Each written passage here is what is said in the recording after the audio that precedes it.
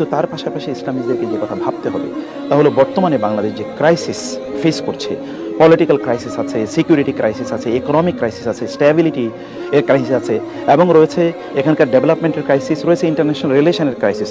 এতগুলো ক্রাইসিস সমাধান করার মতো এবং প্রতিবেশী দেশের একটা বড় ধরনের এখানে নজর আছে, ছোবল আছে, থাবা আছে, এবং এখানে শকুনের তাদের যে নজরদারি এখানে আছে, এগুলো সব কিছুকে ট্যাকেল দেওয়ার মতো একজন ব্যক্তির নাম আপনাকে বলতে পারেন? ডক্টর ইউনূস ছাড়া, যিনি সবগুলো জিনিসকে এখন এই মুহূর্তে ট্যাকেল দিতে পারবেন।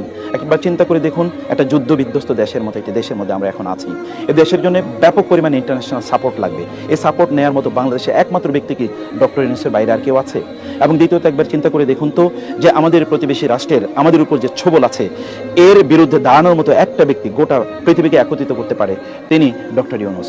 এবং তার পাশাপাশি গোটা বাংলাদেশ উন্নয়নের ক্ষেত্রে, ইকোনমিক্যাল ডেভেলপমেন্টের ক্ষেত্রে তিনি সুদী কাজ করেছেন বটে, সে কথা সত্য, কিন্তু এই জায়গায় তার যে এক্সপার্টিজ আছে, এত হিউজ এক্সপার্টিজ গোটা দেশকে ডেভেলপ করার জন্য, এবং এর বাইরে বাংলাদেশের বাইরেও গোটা পৃথিবীতে গ্রামীণের যেই ব্যাংকের তাদের যেই সমৃদ্ধি এবং তাদের যে সুনাম রয়েছে, এবং এখানে তাদের যে এক্সপার্টিজ রয়েছে, এরকম একটা লোককে আমাদের কাছে আছে বলুন? এমন কোনো লোক আছে? বরং আমি যেটি বলবো যে ইসলামীদেরকে এগিয়ে আসা দরকার। রাসূল ইসলামকে বলেন নাই খেয়ারুকুম ফিল জাহিলিয়াতি খেয়ারুকুম ফিল ইসলামি ইজা ফাকিহু, জাহিলি যেগুলো লোকেরা তারাও যদি ইসলামে আসে তাহলেও তারা সেরা হতে পারে। ডক্টর ইউনূসকে বরং আপনারা বরণ করে নিন, তার কাছে আপনারা যান, তার কথা আপনারা বলুন, তিনি বুঝুক যে ইসলামিস্টরা তাকে সাপোর্ট করছে, অতএব এমনিই তিনি মুসলিম, আর ইসলামের ব্যাপারে তার আরও সফট কর্নার তৈরি হবে। তাকে আপনারা বলুন, আপনারা তাকে দাওয়াত দেন। ওমর ইবনে খাত্তাব রাদিয়াল্লাহু তাআলা আনহু জাহেলি যুগে রাসূলকে হত্যা করতেও গিয়েছেন, এতে ইসলামে কত বড় সম্পদ তিনি হয়েছেন। আর আমর ইবনে আস রাদিয়াল্লাহু তাআলা আনহুর কথা যদি একবার চিন্তা করে দেখুন, অথচ সোহাইল ইবনে আমরের কথা একবার চিন্তা করে দেখুন, মক্কা বিজয়ের সময় যখন সাহাবায়ে কেরামরা তার ব্যাপারে খারাপ কথা বলতে গিয়েছিল, রাসূল বললেন না, বলো না, তিনি একদিন মুসলিমদের পক্ষে তিনি শক্তিশালী ভূমিকা তিনি পালন করবেন, এবং তার এই মুখের কথাই, তার যে বুদ্ধিমত্তা, ডিপ্লোম্যাটিক তার যে বুদ্ধিমত্তা, এটা কোনো এক সময় মুসলমানদের কাজে লাগবে। এবং আপনারা জানেন আবু বকর রাদিয়াল্লাহু তাআলা আনহুর সময় রিদ্দার যুদ্ধে যখন লোকেরা বিভিন্ন জায়গায় তারা ছড়িয়ে পড়ছিল, এবং যখন তারা ইসলামের বিরুদ্ধে চলে গিয়েছিল, তার বক্তব্যে কিন্তু হাজার হাজার লক্ষ লক্ষ লোক আবার ফিরে এসেছে, তার সেই মুখের বাণী কিন্তু ইসলামের কাজে লেগেছে। ডক্টর ইউনূসকে আমরা কিন্তু সেভাবে তাকে স্বাগত জানাতে পারি, আমাদের পক্ষে লাগাতে পারি। কমপক্ষে এখন ন্যারো চিন্তা থেকে বের হয়ে গোটা বাংলাদেশকে আমাদেরকে রিফর্ম করতে হবে, বাংলাদেশকে আমাদের রক্ষা করতে হবে। এই রক্ষা করার ক্ষেত্রে ডক্টর ইউনূসের বিকল্প আমাদের কাছে আপাতত নাই। সেই কারণে আমরা বলবো যে আমাদের বর্তমান কনটেক্সটটাকে আমাদের ভালো করে বোঝা দরকার, আমাদের সিকিউরিটির ইস্যুটি প্রচণ্ড গুরুত্বপূর্ণ, এটা বোঝা দরকার। গোটা আন্তর্জাতিক বিশ্বকে আমাদের প্রচুর পরিমাণে লাগবে, আমাদের প্রচুর ইকোনমিক সাপোর্ট লাগবে, আমাদের অনেক অর্থনৈতিক সাপোর্ট আমাদের লাগবে, অনেক সহযোগিতা আমাদের লাগবে। এই সহযোগিতা ডক্টর ইউনূসের মাধ্যমে করা সম্ভব। ইনি একমাত্র ব্যক্তি যিনি পৃথিবীর যে কোনো ব্যক্তিকে, তিনি যত পাওয়ারফুলি হোক না কেন, তিনি সরাসরি ফোন দিতে পারেন। তিনি আমেরিকার প্রেসিডেন্টকে, তিনি জাতিসংঘের মহাসচিবকে, তিনি ওয়ার্ল্ড ব্যাংকের প্রধানকে, প্রেসিডেন্টকে, এবং পৃথিবীর ইউরোপিয়ান ইউনিয়নের প্রধান কর্তা ব্যক্তিদেরকে, পৃথিবীর যে কোনো রাষ্ট্রপ্রধানকে তিনি যদি চান এই মুহূর্তে তিনি ফোন দিতে পারেন, এবং প্রত্যেকে তার ফোন ধরবে। তিনি একমাত্র ব্যক্তি যার নামে বাংলাদেশকে বহু লোকেরা চেনে। অতএব আমরা আমাদের নিজেকে ওই জায়গায় নিয়ে যাই, ডক্টর ইউনূসকে দিয়ে আমরা আমাদের দেশকে, আমাদের যে স্বার্থ আছে সেই স্বার্থটা আমরা হাসিল করি, সেটি আমাদের দরকার। অতএব অন্যায়ভাবে তার বিরোধিতা করার প্রয়োজন নেই, বরং আমরা ছাত্র সমাজের সাথে একই বক্তব্য আমরাও দিতে চাই, তাদের সাথে আমরা সুর মিলিয়ে আমরা বলতে চাই, আমরা ডক্টর ইউনূসকে তত্ত্বাবধায়ক সরকার, অথবা যদি ইন্টারিম গভর্নমেন্ট বলি, এবং আমরা যদি বলি যে এখানকার অন্তর্বর্তীকালীন সরকার, তার প্রধান হিসেবে আমরাও তাকে দেখতে চাই। আরেকটি বিষয় এখানে খুবই গুরুত্বপূর্ণ, তিনি কিন্তু কোনো পলিটিক্যাল ক্যারিয়ার না, তার পলিটিক্যাল কোনো ভিশনও নাই যে তিনি এখানে দীর্ঘদিন পর্যন্ত থাকবেন। তিনি ইন্টারিম একটা ব্যবস্থাপনা তিনি করবেন, তারপরে তিনি হতে পারে তিনি নির্বাচন দেবেন বা কি করবেন সেটি একটা ভিন্ন বিষয়।